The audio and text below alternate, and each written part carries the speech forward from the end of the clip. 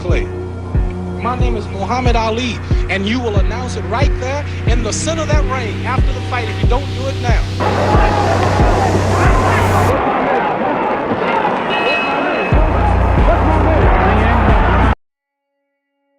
This is one of the most powerful interviews in sports history.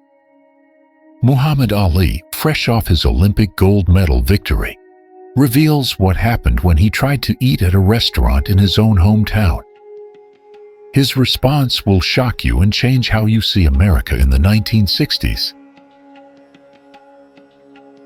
Picture this: Louisville, Kentucky, 1960.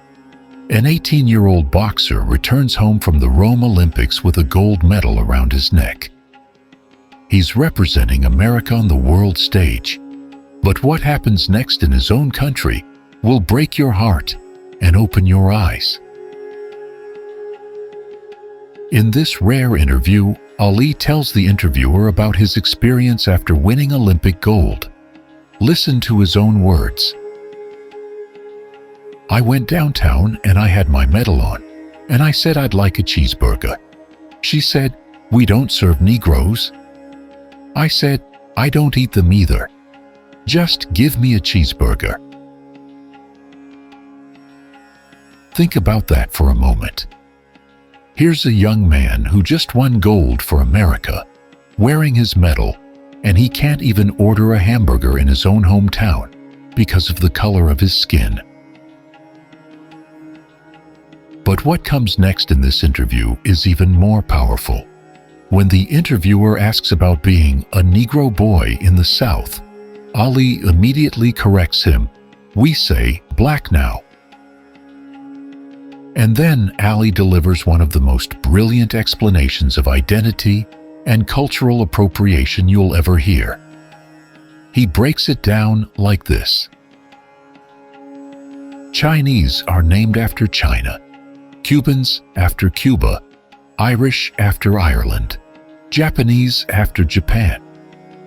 But there's no country named Negroes. This simple statement reveals Ali's intellectual power. He wasn't just a boxer. He was a philosopher, a social critic, and a man who understood exactly how language shapes identity.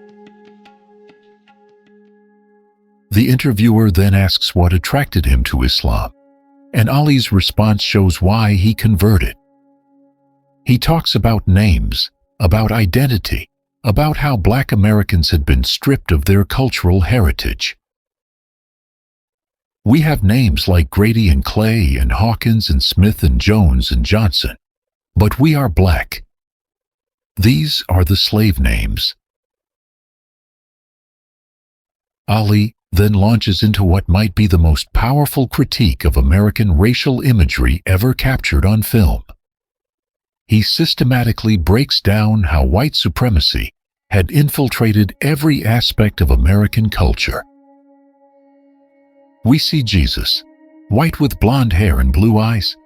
The Lord's Supper, all white people. Angels in heaven, all white people. Miss Universe, Miss America, Miss World, all white women. Even Tarzan, the king of the African jungle, he was white.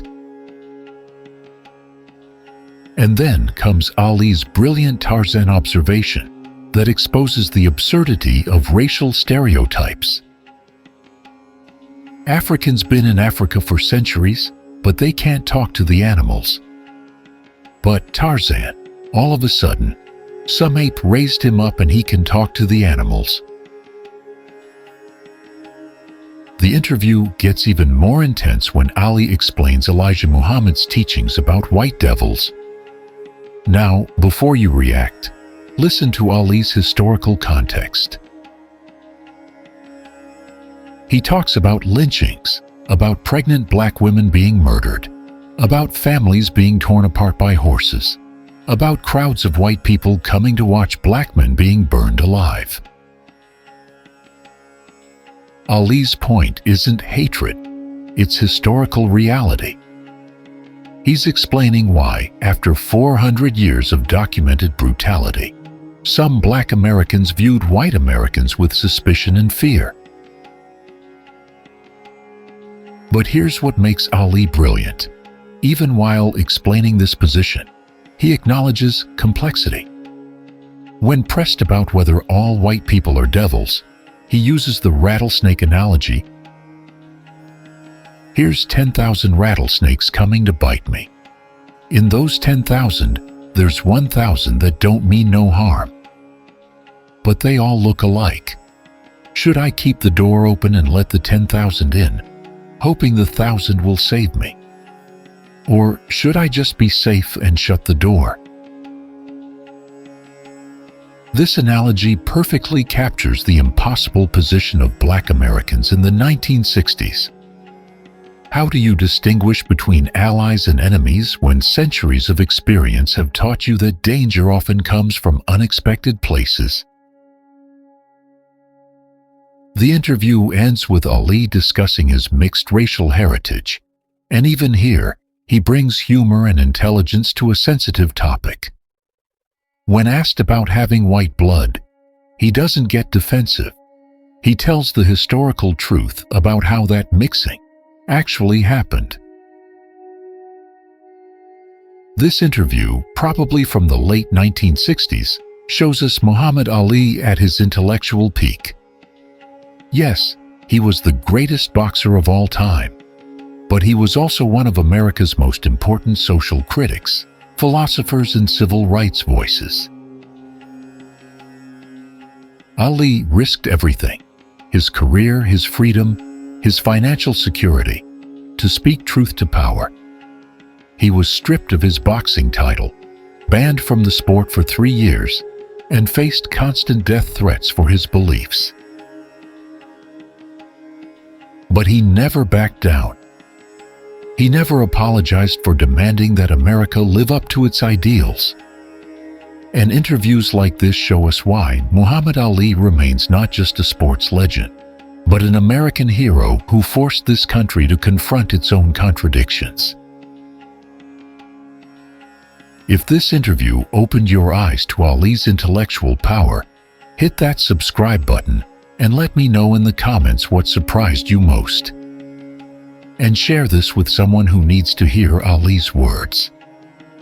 The greatest wasn't just talking about boxing.